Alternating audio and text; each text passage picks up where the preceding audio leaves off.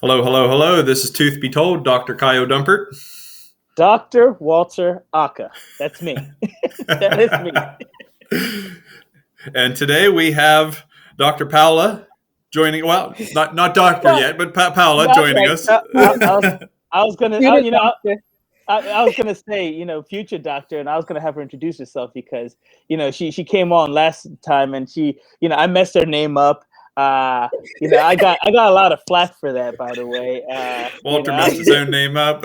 I messed my own name up, so the whole thing was a Oh, mess. It was a whole mess. It was a whole mess. But I'm gonna do better this time, guys. I feel like I For let sure. you guys down last time. So I'm gonna do better. But actually, it's funny. We were just talking about just what's been going on. There's a lot. You have news, Paula. You have news Yeah. to tell us. I have news. I'm not sure how beneficial my news is because Texas is fighting for something that I didn't even ask for dentists. So Okay. I'm gonna get on that. But when we talk about different ways for dentists to connect, different ways for dental students to connect. There's so many different avenues, and right now the biggest way for anybody to connect is with Clubhouse. And you happen to be one of the moderators, basically the boss, one of the bosses for your group. And so there's a lot of things that I've noticed that are happening on Clubhouse. And people are really starting to take this way too seriously, I think, on Clubhouse. Ooh. Oh yes, there's a group. So people now, it's funny because now there are so many different things. Whatever you're interested in, you'll find a group for it now. It's pretty wide. And there's a stock club group that basically a bunch of people that go on and talk about the stock market. But what I found out recently was that people are actually getting ripped off. Yes, that people are actually has like, been happening. yeah, Yes. people are like, oh, I can turn your $1,000 into 100,000. How you fall for something like this? Maybe because I'm African, I don't trust anybody, But the second you tell me you're going to turn $1,000 into 10,000, I'm expecting you to give me a spreadsheet. I'm expecting you to go ahead and give me some kind of mathematical formula, how this is beneficial, or how this works. But people are just giving money to random strangers they don't know. Yeah. And so to me, yeah. I'm listening to this, and I'm like, if you have any kind of Ghanaian parent, anytime you do anything and they think that you're an idiot, one, they'll call you out, call you an idiot to your face, or you're stupid. And then they'll tell you to say that you're stupid. And then they'll basically not feel bad for you at all. I remember when I think I was a resident and I decided to run a half marathon. And my family came in that weekend and I thought it was to come support me. They just wanted to come to watch what happens. And I ran and then I couldn't walk for a few days. And they were like, who told you to go for a run for 13 miles? And then I was like, but I wanted to do this for for charity and stuff like that. They were like, wait a minute, you paid for this? So I got flack. Literally, my mom didn't care that I was hurting. I could barely walk. My mom didn't care. My brothers made fun of me for like weeks, and they were like, "Oh, remember when Walter paid to go run? Remember that, guys?" And I was like, "All right." So I've learned to just basically not trust anybody, including my own family. But Paula, so what's going on? What's going on with your group? How's everything going? So far everything's good. Okay. So we currently so we're future minority dentists on Clubhouse. That's right. And we currently have 666 followers and members. And You need to bump that up like one or two, or change that number a little bit. We listen, Kyle. By her being on here, we're gonna at least give one or two more people listening. Wait, So you said you have 666 members, right? yes. Okay, that's all right. Well, I don't like that number. Yeah. 766. Oh, 766. No, okay. I'm lying. 766 plus 494. So that's over 1,000. Yeah. Sorry. Wow. Yeah. Okay. Yeah, That's better. You'll That's have better. over 1,000 plus 2. You're welcome. You're welcome. This is what we do. What's what Tooth Be Told does. But you're okay. Go ahead. We just blew your numbers up. Go ahead. But yeah, so just came back from a meeting from there. The biggest news that happened for me this week was that I am going to a different dental school. And I'm going to UC San Francisco, which is about an hour away from where I live now. We didn't get UC you kicked out of Davis. USC, did we? Right. Listen, whatever you guys did though actually got me into a cheaper school. So thank you for that. Or whoever Yes, was listening. yes, yes. Because it was just so weird. It was like I don't even it was just I was so blown away. But yeah, I literally text Dr. Walt like right after the Yeah. call. Because I was like, this is happening to me. But yeah, I was literally in class, transitioning from one class to the next actually. And I got a call, like an unknown number on my phone, and I don't pick unknown numbers. Like ever Right. since I graduated, it's like I've been getting these random numbers, and I looked over at it. I was like, "Nah, I'm not picking this up." And then I don't know, something convicted my heart. I was like, "Just pick up," and so I picked up, and so like here I am, like having an attitude on the phone, like, "Hello." And then the person's like, "Hi, am I speaking to Paula Benefo?" And I'm like, "This is her." And then she was like, "Oh, well, hello, this is, XYZ from UCSF School of Dentistry." And I was like, "Oh, hi, hello. Nice to have you on the Fake. phone." Fake. It was horrible. I felt so bad. Like, oh my gosh, I hope she did not like understand my tone at the beginning. But Right.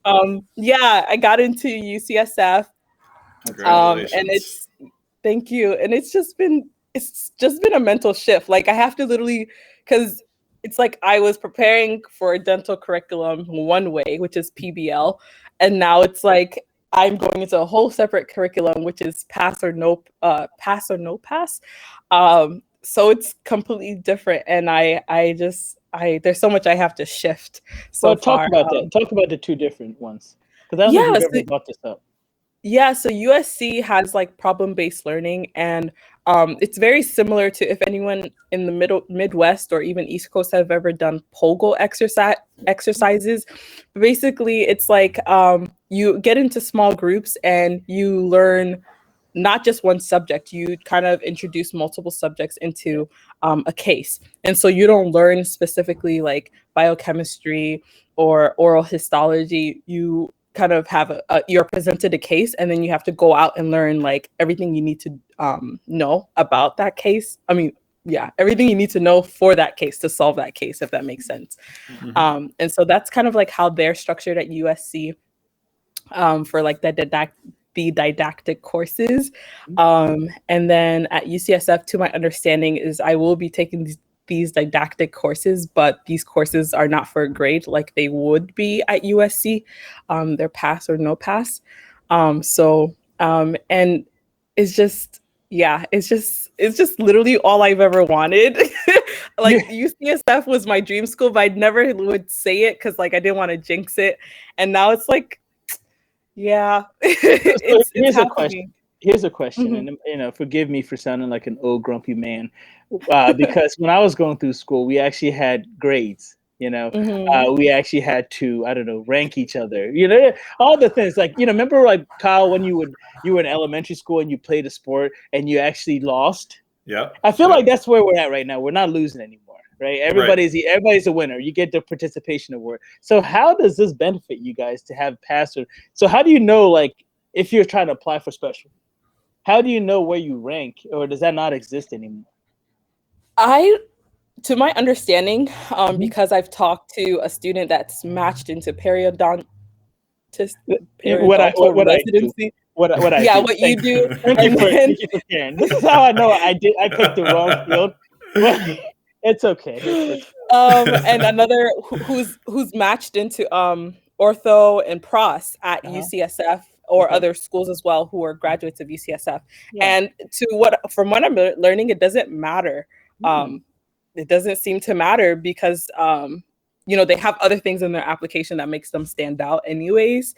And yeah, I would, when I get there, I guess I could offer more information on that, but because people are doing it regardless.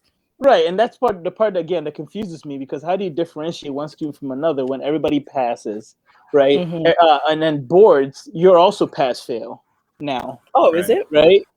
Okay. So boards is pass-fail, so it's just like either you pass or you fail. So I'm trying to figure out, if you don't know what the grade looks like, you don't know what the board scores looks like, and this is what we use to apply for a residency. So I'm trying to figure out if it's just like your bubbly personality is what gets you in now. If that's the case, I wouldn't have gotten in. They'd be like, no, there's no way. There's no way we're gonna let him in because his personality sucks. You know? Oh no, that guy over there, he's doing sports and gymnastics. He's the one we want. You know what I mean? So that's what I'm trying to figure out how it all works now.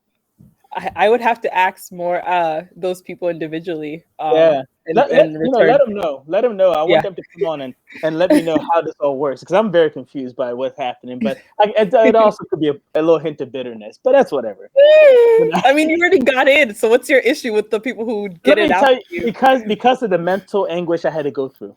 This is the whole problem with dentistry. This is what all the old guys told us whenever we got there. We had it so rough, you had it so easy, so we're going to continue to make it rough on you. And that's what Walter wants to continue to do. That's exactly. I had to climb. I had to, climb the hill both ways, just to get to school. I had to make sure I climbed. Actually, we did at Pitt. We actually had a hill we had to walk up. But I didn't want to take any buses or anything. I walked up that hill just because I want to make it tough for myself. But no, honestly, this is a really good news. I'm so happy that you got into your dream school. So what I want to do is I want to kind of talk bad about other schools, especially the one that you did not get into. He's really trying to get you kicked out of this one now. Listen, no. Oh, don't even think about applying for residency here. Right. Think about it. No. I wanted to talk about. I got a chance to pull out some information about just USC and their tuition. And I just wanted to just kind of do a little rundown because you can find this. This is a public information. This is I didn't do anything special. I don't have time to sit here and look for any information. For anybody that's not watching us on YouTube right now, you should see Paola's eyes getting bigger and bigger. the worry in her eyes. Honestly, because I feel like he's burning bridges that I am not asking to be burned, and I'm like, no. And the funny thing is, I could do the same thing for any school, right? It just happened that you went from one school to another, so now I can just kind of. But this is what you were expected to pay, $122,000 a year. That's tuition. No, that's tuition. That's instrument equipment. That's lab fee. They give you loops. The funny thing, national boards is $0, so they pay for that. Congratulations. That's nice. That's very nice of them. Health insurance is $2,200. Let me see here. Oh, I like this one. Professional degree supplemental tuition. I don't even know what that means, but it's $32,000. Yeah, tuition is $11,000. That's a funny thing. $11,442. But everything else calculated adds up to $122,154. And that's not including room and board. That's yearly. No, that's including everything. Room and board. They kind of did a. No, it's not. No. Oh, no, it's not. You're right. No. So there's allowances for indirect costs. Yes. And so that's room and board is $23,736. Transportation is $3,000. Personal miscellaneous, whatever that is, $2,976. So that's a total estimated cost is $153,555. Wow. 153. What was it again? $153,555. And that's not how that's not just times 4. It's a 4-year. Is it a 3-year or a 4-year dental school? It's 4-year, but it does go down. It does go down. So the price goes down. Yes. Okay. So you're looking at a range of maybe $550,000 to $614,000 in 4 years. Kyle, that's a lot. That's a house. That's a very, very beautiful house. That's a couple of houses in my area. That's a few Porsches.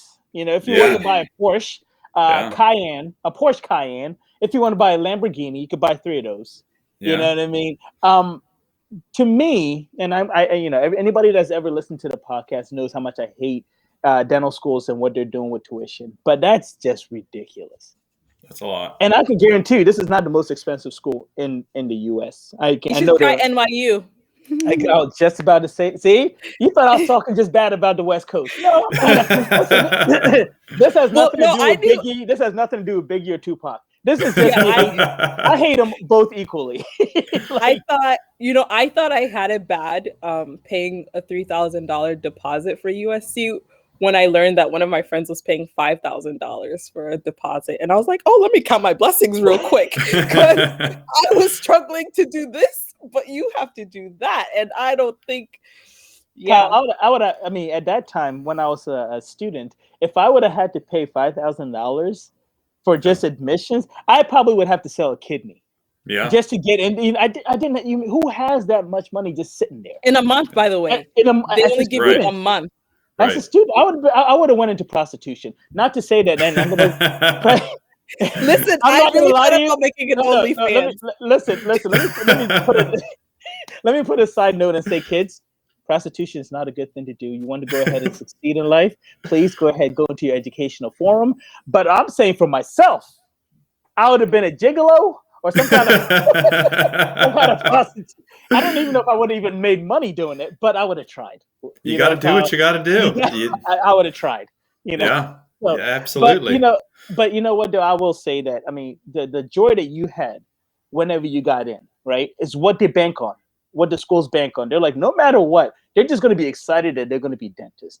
And I do believe that dentistry is an amazing field, and I think everybody that wants to do dentistry should do dentistry to a limit. There are people that should not touch anybody, but that's another story. But what I'm saying is the drive that you had, the excitement that you had is something that it should not have a monetary stamp to it. But guess what? That's what the schools are. The schools have become very business oriented, and I just don't think it's right. So I'm going to leave it at that. I don't think it's right. But I'm very, very happy for you. I really, really am very excited for your future, and to be a dentist, I think is a really great thing to, it's a great career. I really love it, so. Well, I hope to love it too. You will. You will. She's don't turn me off. No. You'll be fine. I'm not worried about that. The school, someone needs to come on. I'm going to try to figure a way to get an admission person to come on the school and justify the prices. I really want someone to just come on and justify the price for me. If they can convince me, I'll stop talking about it forever. How does this new school compare to price-wise to USC?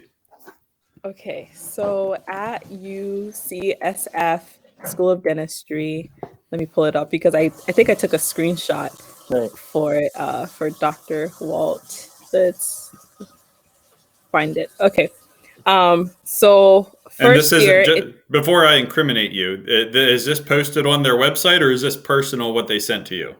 No, this is posted on their website. This is what I'm doing. Okay. I actually I'm because of my immigration status, I'm actually waiting to hear back an actual number. Right. So I haven't got an award letter or anything like that. Mm-hmm. But the good thing is you have other DACA students already in there. Yeah. Right. Yeah. So you have a path, which is great. Yeah. And I have already gotten so many tips so far from the current, like it's just, God is just amazing because no, seriously, because in 2016, when DACA was passed, there was a first cohort of DACA students that went into dental school, and we created this whole website. It's called PhD Dreamers, and I contacted those first 3 people, and Laura, who attended UCSF for the first time as a DACA student, I messaged her, and I was in Kentucky. I think I was a sophomore in Kentucky, and it was just messaging her. I was telling her how I admired her, how to do it, all these things. How was she doing it? And then she also helped me prepare for my mock interview for UCSF. And she was just like, girl, you're going to kill it. And I was just all excited. And then just for it to be full circle. And I told her, and she's doing a periodontal program at UCSF too. So she's actually going to be with me while I'm at UCSF. So she was like, oh, I can't wait. And so I'm excited. I really am.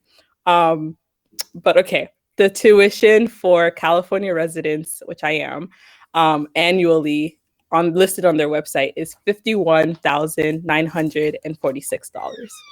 So more than half the price of USC. Yeah. More than half the price of USC. Okay. Huh. Yeah. So that's a lot better number. That's a lot. Yeah. That's a lot more doable. Yes. For sure.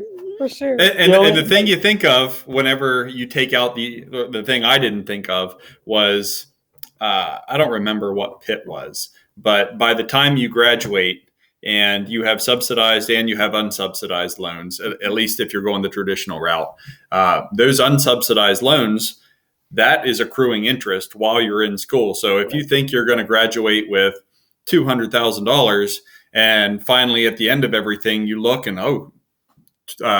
it's all been accumulating. Now I'm up an extra $50,000, $75,000 that I had no idea was, and it just that gets tacked on, and it creates this huge snowball that is just right. And people think that just paying your minimum is going to get you anything. It doesn't. It doesn't. And it's amazing. I remember when I was paying my loans off, I had to always call if I paid anything extra, I literally had to call them and say, put this towards the principal amount, not the interest. Because what they'll do is they'll put it towards your interest, and they'll be like, oh, well, you don't have to pay for the next 3 months. I'm like, that's not what I want. Like, that doesn't do anything. No. Hit the principal so that the actual amount goes down. So these are little things that you'll discover later. But let's honestly, you are going to pay less, which is great. If you could find a school in the backyard of someone's house that still, certified you and you pay $5, I would say go to that school. I would say go to that. I'd be like, go to that school. It doesn't matter. As long as you're a dentist, you can work the rest out later on. Do a residency or something. But so that's your news. Yeah. My news was basically that Texas has now, the dental board has now allowed dentists the opportunity, I guess, to give COVID shots. I don't understand why I want to do that. I don't understand why anybody would ask to do that. Because in Texas, hygienists can't even give shots. But yet they're going to, and to me, that's more beneficial. Kyle, you can speak on this because in Pennsylvania, hygienists can give shots. So, so let's just say that Kyle and I both have the same office. We're doing the same amount, right? Here's the difference. Kyle doesn't have to stop in the middle of procedures to go numb a patient to do deep scaling root planing. Right. I have to stop what I'm doing to go numb my hygienist patient so that she can then begin her part. And the difference is also, Kyle, let's just say Kyle's running behind. He can just say to the hygienist, hey, can you go numb that patient before I come in there and do work? Absolutely. I can't do that. So now tell me how that's more or less important than giving a COVID shot, where most people are probably don't even want it. So you give me an opportunity to do something that doesn't benefit my practice at all. It's not in the news. It's not clickbait. It's not. It's not on the forefront of what the general population is thinking about right now. I support dentists being able to give vaccines, COVID vaccine, flu vaccine. If they feel comfortable with it and they have the training behind it, I think dentists should be able to, because that's all we do all day long is inject people. Right. But here's the However, thing, Kyle. I'm going to fight you on this, Kyle. You know this. All right. Yeah, I know. Not most people are going to know how to even resuscitate somebody if they have an allergic reaction or don't even know what to do. They should. Kyle, they should do a lot of things that they don't know how to do. But that's a problem. This is what you're saying. You're basically saying, and Kyle, you actually said something that was really cool, which I didn't even know. But the government did what, Kyle? Government protects, has eliminated any kind of liability for dentists or really anybody from giving the vaccine. So they're free from any kind of liability, from my understanding. So if there's somebody has an allergic reaction, if there's an issue, whoever's given that vaccine, that person or their family can't come back and sue the person giving that vaccine. So we're covered. We're covered from stupidity. We're safe. You're safe. But as a dentist, if you're injecting somebody with just anesthesia and you don't know how to resuscitate somebody, you shouldn't be practicing dentistry. Let's be honest. Because you can still have, most of the time when people pass out or you think there's a problem, most of the time it's a syncope. They fainted, they got nervous, they got scared, anxious, whatever. So most of the time there isn't an allergic reaction risk, but there is still, anytime you're injecting something or working on somebody, you have to be able to handle any kind of emergency, at least until an ambulance arrives. So if you're injecting people with even saline, something could happen potentially. Right. Air embolism, whatever. Somebody could have a heart attack. Somebody could have a stroke. Even if it's not related to anything you're doing, if they're in your chair, you should be able to keep that person alive until the ambulance gets there. Mm-hmm. And if you can't, you shouldn't have a dental assistant. And have the supplies ready to go. Right. And for example, an EpiPen. If you buy an EpiPen, like my brother has an EpiPen that he has, especially when he was younger. Those are like $2,000 without insurance. They're expensive, and you have to keep that in stock. And I want to say an EpiPen, Kyle, does it last a year and then you have to replace it? Correct? It's not very long. Yeah, it's not long at all, and so you have to keep replacing that. And I can guarantee if you went to any office, just random office in the United States, and just said, "Okay, show me your EpiPen," probably expired, or they don't have it. Yeah. The chances of one of those two happening is very, very high. And so again, I speak on that just to kind of say I don't know why people wanted this. Yeah. Now I don't want to do it. I want the option to be able to do it, but I don't want to do it. It comes back to me not letting government come into my life and telling me what to do.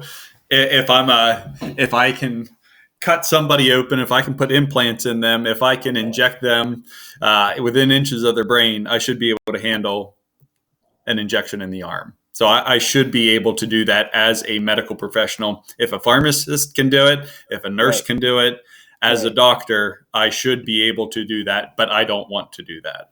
Right. And what about if you think about it, those freezers that go below zero, right? What is it? Minus 72 degrees below 0 Celsius.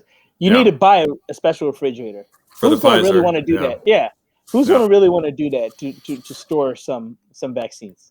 And keeping track of it and dealing with medical insurance I don't know what the reimbursements are for people that are administering what we're all anticipating as a free vaccine, but somebody's paying for it somewhere. Tracking all that, monitoring it, submitting that information to the right government agency. I don't want to have anything to do with any of that. Right. So again, I don't know why anybody's excited to do this. I actually would have thought that if they told me, hey, hygienists can give local anesthesia, that would have made my life. I'd been like, there you go. Finally, something that benefits dentists. You know what I mean? Something that actually helps us out. How about lower tuition? Excellent. You're doing it. My yearly membership is going towards something beneficial. But when they send a press release that says, "Oh, you can now give COVID," I'm like, "F you, congratulations." I wonder if patients actually know this, or and will they actually even care that they're getting it from their physician versus their dentist? I don't know. Yeah. I feel like me as a patient, I wouldn't, if my dentist asked me, do I want my vaccine? I'd be like, oh, I didn't know you gave it. So I'd probably find out in office that this is a place I could get my COVID vaccine. Yeah. The first thing the patient would be like, wait a minute, you're a doctor? That'd be the first thing. and then they'd be like, okay, I didn't know you guys did that here. So we're still fighting for that. I think the ADA should actually have advertisements in Super Bowl that says dentists are doctors, and that would actually be beneficial. If they did that, that would be great. 30-second spot, dentists are doctors too, and then I'd be like, that's right. It was worth it. 30 seconds, it was worth it. But so the one question I have, Paola, do you have any questions for us? You're about to start this wonderful journey of dentistry, of being a dentist, of being a specialist, of not being a specialist, of being whatever you want to be, right? There's so many different avenues for dentists. So the only thing I could ask is, do you have any questions for us? Do you want us to tell you anything? Let's hear it. I mean, unless Kyle, Okay. unless you have something, but I feel like these questions before, I'm ready to answer some questions. Yeah, and we'll be completely honest. I promise you. Okay. Well, first of all, I was actually something that you said earlier made me think of an advice I was given, and now I'm wondering if that wasn't the correct advice. So, seeing that I've never taken out loans before, obviously I want to pay it down early, or I want to pay it down early. And I was told that while in school, not dental school specifically, it would be smart of me to pay down the interest, and therefore when I graduate, I would have a lower loan amount. But then you were saying, you called every time to make sure it was going towards the principal. So I guess I don't foresee myself working in dental school, but I guess what would you recommend is the right way to go? Well, when I talked about the principal, I was saying after I finished with residency and I started paying off my loans, right? Mm-hmm. Once I was working, I started paying my loans off. I would put a lot more than just what the amount that they sent me every month. The amount they send me every month, I looked at it as, okay, cool, I'm going to pay this, but I'm also going to give you a little more, just so that the principal amount goes down, which then will allow my interest rate to go down. And that's the goal. It's like, if you can get that big number to start going down, your interest is just going to go down, which is then going to allow you to pay off that loan a lot faster. If somehow you can pay off your interest while you're in school, like Kyle said, it's still going. No matter what you do, it's still going to go. And so if you can pay that off, that's actually good, because then it freezes your principal, or the amount that you actually owe is going to freeze it at that spot. So when you actually start paying off, when you're working and start paying off, you're going to be paying off at a lower rate. Does that make sense? If let's say you have $10 in student loans, and every month, because of interest, that's going to increase by $1. So month one, you're going to pay interest on $10. You're going to get $1 interest, and it's going to make your balance go up to $11. If while you're in school, you pay that $1 that month in interest, your principal loan stays that same $10 throughout the whole time. If you don't, month two, you're going to be paying interest on $11. Then month three, you're going to be paying interest on $12.10, and it's going to slowly start to creep up where that interest really starts to accumulate. So if you want to keep that from growing into a bigger and bigger balance, if you're able to pay off that interest, then pay the interest payments only. The advice I would give to you is, when I went into dental school, I didn't have a budget set up. I took out the maximum amount that I could get. That way, with student loans, you get money dispersed twice a year. Once for one semester, once for a second semester. And you have to plan everything out around that. So I didn't want to run into a money crunch where I ran out of money and I didn't know what to do at that point. So I took out the maximum amount, which was more than I needed. And like most people, if you have more money than you need, you end up spending that money on stuff that you don't need. So Well, Kyle, can I just let me tell her how it was broken up. It was they pay you from August until December, right? But then the funny thing is, they pay you again January to August. So the second half, you actually have the same amount of money, right? If you paid $10 and $10, it's $10 for a short amount of time, right? August to December. And then $10 that's supposed to last you from January until August again. You see, so people fell into trouble because they were spending as if they were going to get it again earlier. And so that's something that Kyle was saying, is that you just got to understand that you're going to get the same amount split in half, but you hit the second half, you actually have more time with the same amount of money. Right. So create a budget for yourself and know, these are what my fixed expenses are going to be. This is how much I have to spend on food. This is how much I can spend on my utilities, and so on. Because if you take out the maximum and you have extra money, then you'll be like some of these people going on spring break that, I have some extra money in my account. Let's go on. I need a vacation. Let's go on spring break. And then over the course of that, you're still paying interest on that money. So that over the course of 25 years, that say $500 trip over 25 years of payments now costs you $1,500. So if you look at that everything that you buy while you're in dental school and you have these loans, even after dental school, if you see a burger cost you $5, in the long run, that burger actually costs you $15 by the time all your loans are paid off. So be smart about your money, figure out how much you need to live on, take out whatever loans to cover that amount, give yourself a little bit of wiggle room for unforeseen expenses, emergencies. Everybody should always have a little bit of an emergency fund in their bank account because you don't know what's going to happen. But don't take out the maximum amount because it will cost you a lot of money in the future to pay it all off. And they'll give it to you. They give you that max. Like you literally would just go there, and I remember you just sign like a piece of paper. It's like a one-page piece of paper. It's the easiest loan I've ever taken out of my life. Yep. Easiest loan. Like I literally, like by the time it was all said and done, I had taken out like $455,000 worth of loans, right? Literally 4 pieces of paper, maybe 5, right? Yep. Now Titus asked me to get a $30,000 car. It's like 50 pages. Yeah. You know, but you're so quick to give me $400 and something thousand. But let me try to get a car, and you're like, whoa, wait a minute now, sir. I need to know what your firstborn's name is. This is going to be a 12-hour ordeal of signing 50 pages. Yep. Right. But then when you're in dental school, you literally sign one piece of paper, and they're like, okay, here's $50,000. Goodbye. You know? So it's just crazy to me, man. Okay. Well, I don't know. I don't want to record it, but when I do get my award letter and like have to actually go to these loans, I actually would want to know like what is not taking out the max look like for me. So I'll come back and ask you guys that. Okay, so since we are kind of talking about finance and business, I guess what would be some of your literature or like podcast recommendations for, I guess, like investing or business that I won't be taught in dental school? There's a couple of podcasts that I listen to regularly. One is White Coat Investor.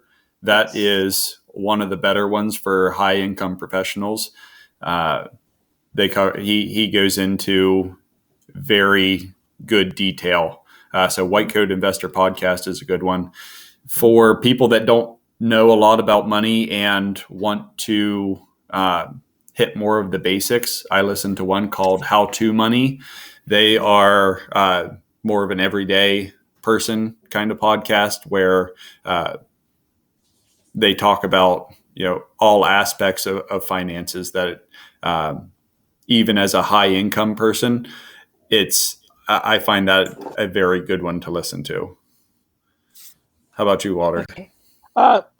Well, I mean, for me, the first thing that I did, if you're trying to start a business, Howard Ferran actually broke it down very simply. If you go on YouTube, you'll find he has it's called 30-Day MBA, 30-Day MBA. That was actually Dental MBA. I'm sorry, 30-Day Dental MBA. I thought that was really, really good. It just kind of simplified dentistry to common sense level. And I thought that he actually did an excellent job with that. White Coat, I think, is really good. For me, when it comes to, I like stocks and stuff like that. So Barron's, Barron, Streetwise, I like that one. Just listen to, what's going on in the stock market. There's We Steady Billionaires. That's also a really good one. And then just for financial planning stuff, I like Jill on Money. That's really good. And then if you just want to just listen to something for fun, it's called All In. It's an All In podcast. It's actually just funny to listen to. They're just hilarious people. But to me, I think if you just do something basic. For example, I remember when I first started, I listened to Dave Ramsey. Mm-hmm. But you realize that Dave Ramsey is good if you're just trying to be as cheap as you can. I don't think it's realistic when it comes to dental professionals and people that make a lot of money. Why? Because what he's asking you to do is just not realistic. Don't invest in anything, retirement or anything like that. Pay off your loan. But we have $300,000, $400,000, $500,000 worth of student loans. How could you possibly pay that off and not think about your retirement at all? You know what I mean? So to me, I was like, okay, so you're saying give up like 10 to 15 years of not investing, and everybody knows that if you invest in your retirement at a young age, that compounding is really what makes you wealthy. So I believe dentists can walk and chew gum at the same time. And so it's good to kind of listen to him for ideas of, okay, you know what, I need to live within my means. I need to live below my means. I need to, save here and do that, which is good. But when it comes to, doing it exactly as he says, I just don't think that's necessary. But it's a good podcast to listen to. And that's what I started initially with when I first graduated. I was listening to a lot of that. But it's inspirational to see what people can do with what they have. So yeah. If you like to read more, a very popular book is The Millionaire Next Door. Yes. That's a very good book to read. Yes. That even if you're not a high income person, that book can kind of steer your thought processes on how you can set yourself up for success long term, and how Rich Dad Poor Dad too is another one. I read Rich Dad Poor Dad. Same concept, just a different mindset. Right. And then it's funny. I actually bought this other book. It's called Dad Jokes. I love that one. That's personal. I actually do have the books called Dad Jokes. You know what I mean? And I was going to start the podcast with that, but that has nothing to do with any kind of financial anything. It's just my own happiness. But yeah, let me see. What else? What else did I actually read? Man, for me, I really believe that any kind of finance, it's just basically just thinking logically. If you buy a brand new car and you realize that the second you take it off the lot, you lost 20%, that'd be like me saying, hey, I'm going to sell you, something. And then the second you walk over there, you're going to give me an additional money for no reason. Like, it doesn't make any sense. You know what I mean? Or like, to me, this logic, I think, helps when it comes to finance. A lot of people try to overcomplicate it, but it's very, very simple. Especially like if you invest in the stock market, right? And you don't know how to pick different companies, and there are a lot of people that don't know how to pick. No one is that lucky. Even Warren Buffett hasn't been this, lucky in a long time, right? So he even said it. Warren Buffett, one of the best investors of all times, even said when he dies, he's just going to put all his money in the S&P 500. Simple. Just put it all in the S&P 500, because no matter what, you're guaranteed at least 7 to 10% interest rate, compounding interest rate. You see what I mean? You don't have to pick anything. You get the best 500 companies in the world, in the stock market, I should say. The best 500 companies. Like, how better? I mean, you can't do any better than that. Yes, you're going to have companies like Tesla that are going to shoot to the moon and all this other stuff. But, I mean, the chances of you hitting that, and I hate when people are like, well, if you had invested in Tesla 5-10 years ago, you would have this by now. Let's be real. 5-10 years ago, people didn't even know Tesla was going to exist, Yeah. Except for some diehard people that were like, oh, Tesla, Elon is this and that. Yeah, they got lucky. So I hate when people try to say, oh, well, if you would have invested in Amazon in, 1999 when the .com bubble was happening, Amazon went all the way down to $5 because they were like, you sell books. But they changed their business plan, So you can't account for that. I think what Walter's trying to say is save your money. Yes. If like, you be smart about it, set aside 20% of your income whenever you start making money. Even if you just save that and put it in the most conservative thing possible, you'll be fine long term. You'll be more than fine. You'll be more than fine. I mean, more than fine. So I just don't overcomplicate it. If you want to start getting into investing in like real estate and stuff like that, that's great. Learn about all this stuff.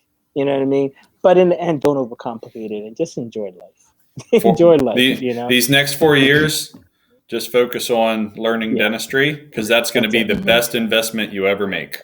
Right.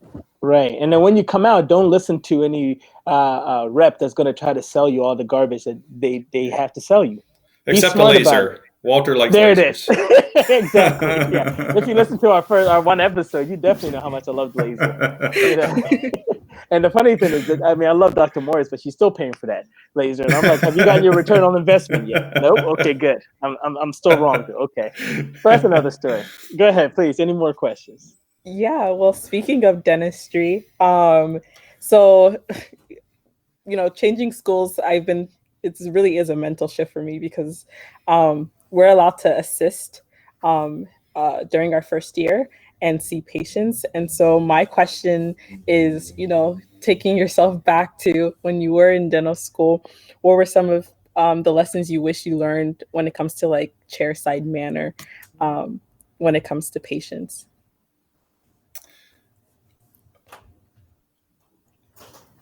I'll say, oh boy, he wasn't expecting that one. That's a good question. I'll say, really find a way to relate to the patient. They don't care what kind of dentistry happens as long as reasonable to last, but don't hurt the patient. Learn how to not hurt the patient. Learn how to give good injections. Learn how to make sure they're profoundly numb before you work on them.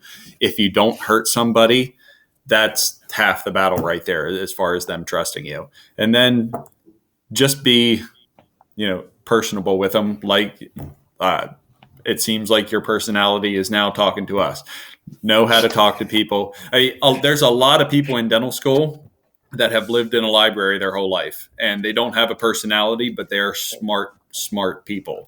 And if you can talk to people and just be able to relate to them, that's the other half of the battle, in my opinion. I couldn't have said it better. I honestly, just be yourself. People know when you're not being real.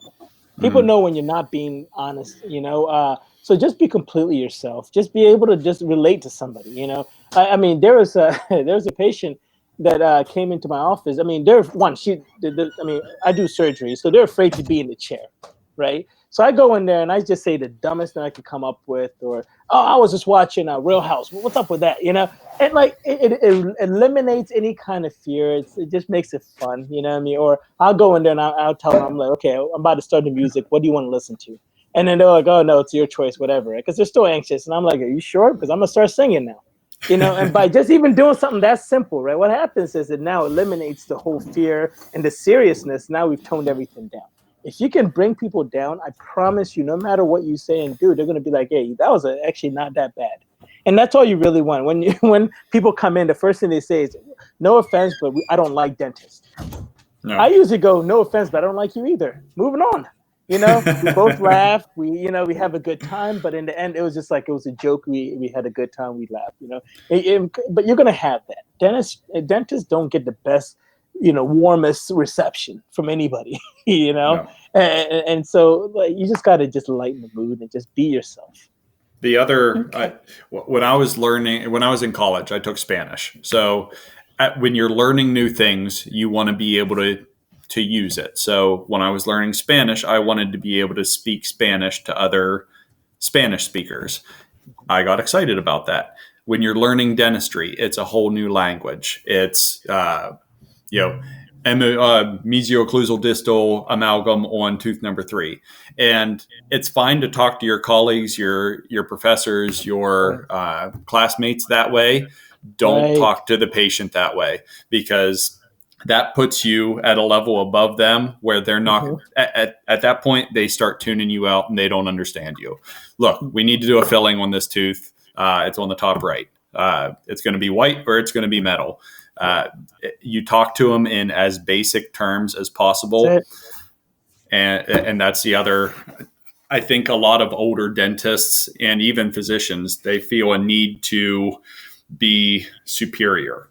So one of the dentists I worked with, as he's doing his oral cancer exam, he's pulling the lips back, left and right buccal vestibule, pink, soft, and he goes through all these, very specific dental terms that the patient has no idea what he's talking about, but in his mind, he thinks this is making me sound smarter and more educated, where they just tune them out. Just talk to people like they're people. That's exactly actually, Kyle, that was excellent. That's exactly correct. I mean, for as many things that I do surgically, when someone says, "Oh, what does the bone graft do?" Right? I just learn how to basically tell people the story using like analogies.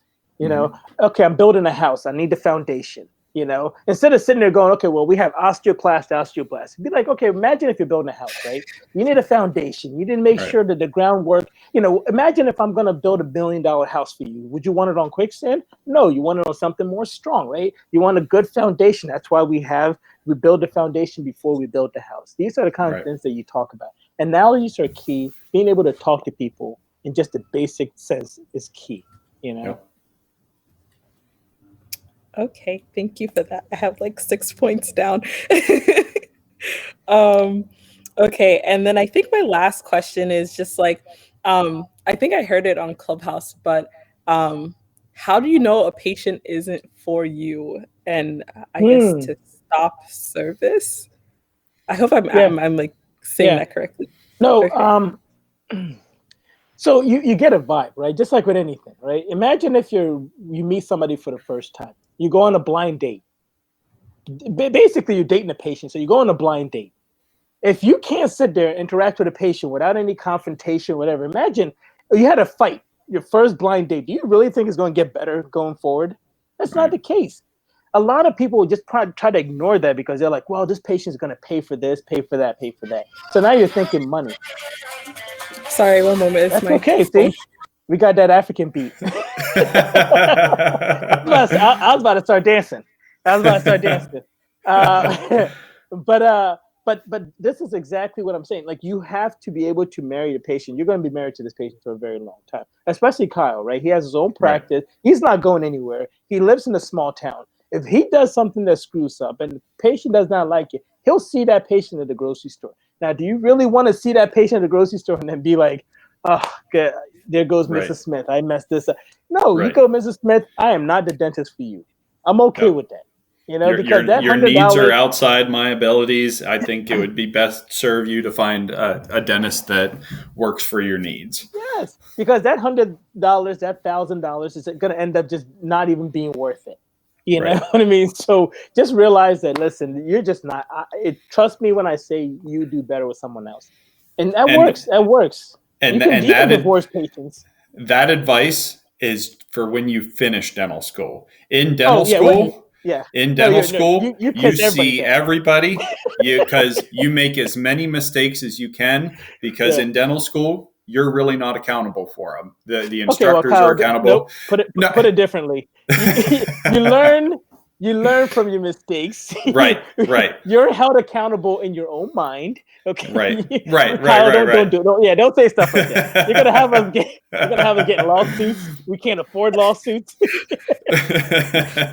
So in dental school, you're there to learn. So don't try to get out of a situation just because it makes you uncomfortable, because you do have a support team there. You have the instructors, you have other students, you have people to bounce ideas off of. And the whole 4 years of dental school is going to be uncomfortable. And learning what your limits are is going to start in dental school, but you have to be able to stretch those limits a little bit. So if you don't get along with that patient, suck it up, find a way, figure out a way, because that patient isn't going to follow. You might be able to turn something around. And if you stay in that area, they might like you so much that they want to stay with you. But that's the time you're not going to get a Yelp review or a Google review about you in dental school if you have a disagreement with a patient.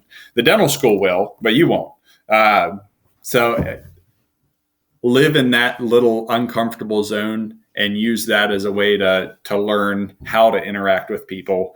And from there, you can figure out after you're out who you're comfortable treating, what you're comfortable treating. And, here's an advice that I actually got when I was in dental school, and I actually thought it was really beneficial, was, dental schools seem to be having issues. They seem to have issues getting patients, right? So what I actually heard, and other people did, and I wish I would have done more of this, is you have Vistaprint or whatever, right? Any of these websites that you can get business cards. Get like 100 business cards, and if you have to ride the bus and someone sees you and they're talking to you and they're like, "Oh, you're a dental student? Da-da-da. Here's my card." They might actually end up coming in to see you.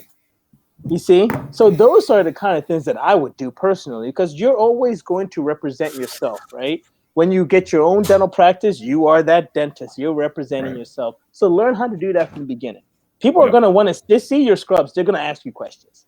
You know what I mean? Maybe not with COVID right now, but even I bet you they still ask questions. You know, so represent yourself. Have a business card of some sort that has like the dental school information on there. Hey, contact me. Come and get a cleaning, because you never know how that patient might turn into your board patient, or that patient might turn into your crowns that you need.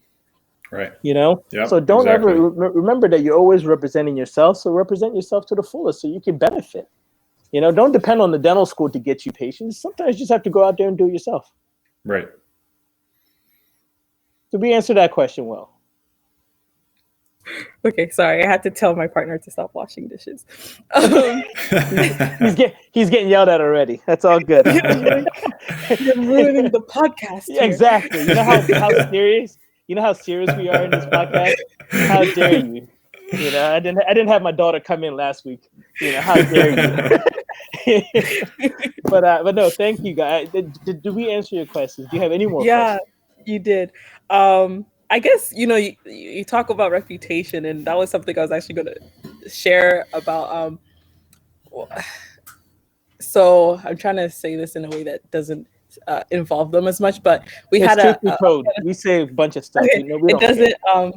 We had a panelist, and you know, we're networking. This is our first opportunity to kind of network with doctors around the world, and I guess one of our panelists, we got a lot of like messages saying that they are not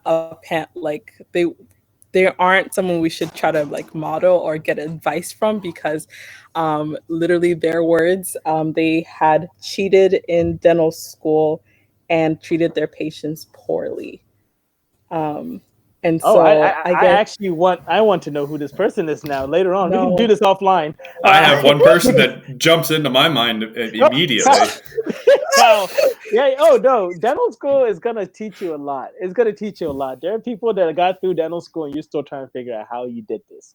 You know what I mean? Yeah.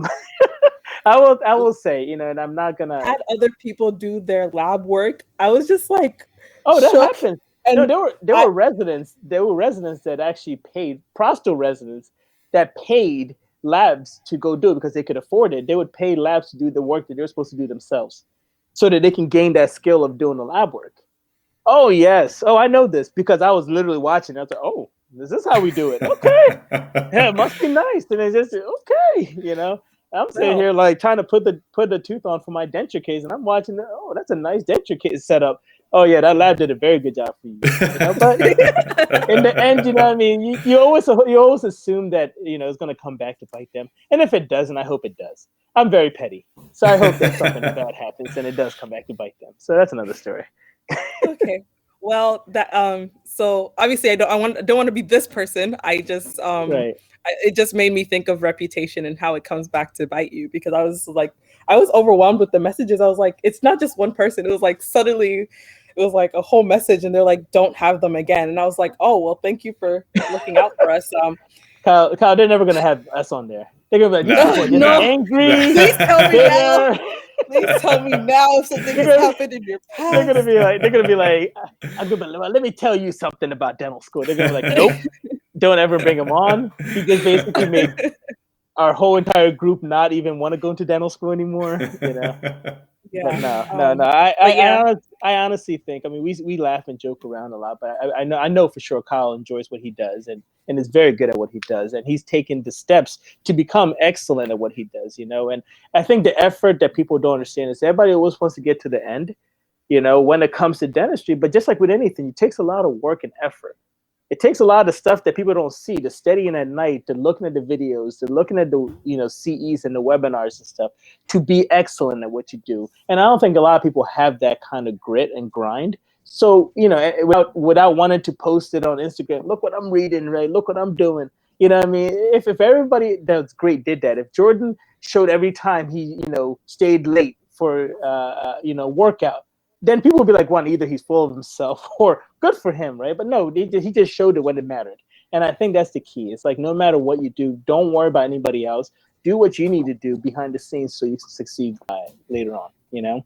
And I tell you this right now, advice. You did well to get to the position you're in now. Don't listen to your classmates. They're all liars. They are liars. Listen to yourself. You know what you did to get to this point, and that's all that matters. That is all that matters. Whatever you did, however you studied to get to this point is exactly what you need to continue to going forward. Figure out your own moral compass. Make sure that you can sleep good at night whenever you start treating patients and giving the recommendations that you do. If you can sleep good at night, you have a good moral compass. In reference to that person that cheated their way through dental school, I have a practice consultant / coach that I've hired that has been with me for over a year now. And one of the things they teach is, for the most part, people are good people.